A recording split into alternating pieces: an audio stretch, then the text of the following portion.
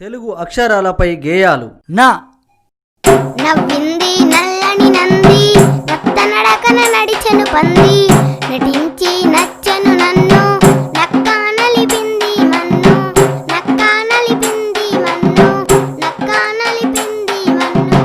పిల్లలు, గేయం ఎలా ఉంది? చాలా బాగుంది సార్. అయితే మీరొక్కసారి పాడండి. నవ్వింది నల్లని నంది, నత్త నడకన నడిచెను పంది, నటించి నచ్చెను నన్ను, నక్క నలిపింది మన్ను. చాలా బాగా పాడారు పిల్లలు. అయితే గేయంలో ఏం నవ్విందంట పిల్లలు? నంది అంట సార్. నంది ఏ రంగులో ఉందంట? నల్లని రంగులో ఉంది సార్. ఆహా. పంది ఎట్లా నడిచిందంట పిల్లలు? నత్త నడకనంట సార్. నత్త నడకనంటే ఏంటి సార్? నత్తనడక అంటే చిన్నగా నిమ్మలంగా నడవడం పిల్లలు. అంటే మీకు నత్త తెలుసా పిల్లలు? చూసినాం సార్, చిన్నగా పాకుతూ పోతుంటది కదా, గదే కదా సార్. అవును పిల్లలు. అందుకే ఎవరైనా నిమ్మలంగా ఏం పని చేసినా కానీ, ఎవరైనా చిన్నగా నడిచినా కానీ నత్తతో పోలుస్తారు. ఉదాహరణకు, ఏమిరా రాజు నత్తనడక నడుస్తున్నావు, ఇట్లా నడిస్తే నువ్వు బడికి పోయేసరికి లంచ్ బెల్ అవుతుంది కదరా అని కొంతమంది అంటారు. ఓ సీత, ఏమిటి ఆ నత్తనడక, తొందరగా రా అని ఇంకొకరు. ఇంకా ఏందిరా ఈ ఎడ్డు నత్తనడక నడుస్తున్నాయి, ఇట్లా నడిస్తే నేను పొలం ఎప్పుడు దున్నాలరా అని ఇంకా రైతులు. ఇలా అనేక సందర్భాలలో నత్తనడకతో పోల్స్తూ మాట్లాడతారు. అర్థమైందా పిల్లలు?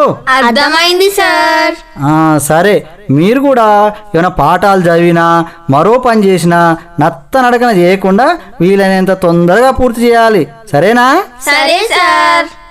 సరే, మరి ఎవరు మన్ను నలిపారు పిల్లలు? నక్కంట సార్. సరే, మరి నా అక్షరంతో వచ్చే పదాలు చదువుదామా? చదువుదాం సార్. నగా, నగా, నత్త, నత్త, నక్క, నక్క, నలుపు, నలుపు, నటన, నటన, నవ్వు, నవ్వు, నలక, నలక, నవల, నవల, నయనం, నయనం, నరం, నరం, నడక, నడక, నంది, నంది, నరుడు, నరుడు, నరకం, నరకం, నందు, నందు, నందనం, నందనం, నన్ను, నన్ను, నవరసం. నవరసం. సరే పిల్లలు, ఈరోజు ఏ పాఠం నేర్చుకున్నాము? నా అక్షర పాఠం సార్. ఈ గేయాన్ని వీలైనన్ని సార్లు వినండి. నా అక్షరాన్ని, దానితో వచ్చే పదాలను చదవండి, రాయండి. సరేనా? సరే సార్. బాయ్ పిల్లలు. Bye sir.